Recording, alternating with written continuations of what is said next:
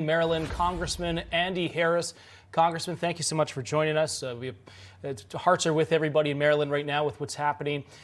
First off, I want to get your reaction to what happened yesterday. How is the community responding? We know there's a lot of investigators on scene, a lot of people trying to get to the bottom of this and recover these 6 that are still missing.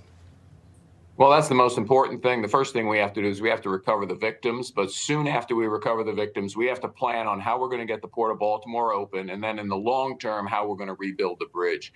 But the port is very important to the local economy. We have 15,000 workers work at the port. It's millions of dollars a day we lose, plus all the supply chain interruption that we're having. So again, we've got to move forward. We recover the victims, get the port back open, and then what we have to do is we have to deal with the federal regulations that would make this a very difficult rebuilding job and a very lengthy rebuilding job. We have to cut through the red tape and just get it done.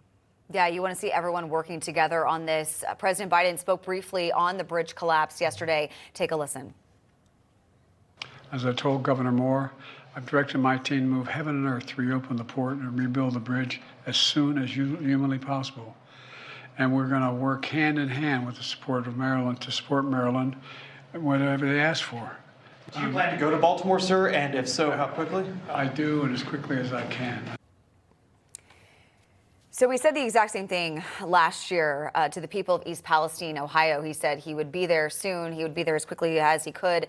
And we didn't see him go there for a year. What do you expect? What kind of response do you expect from the president?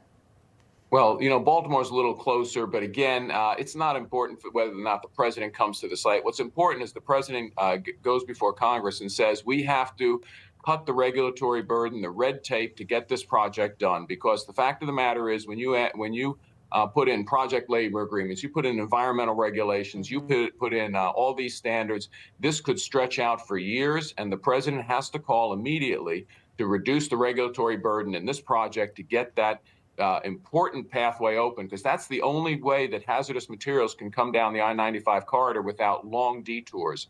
So it's actually a very important bridge to get reopened.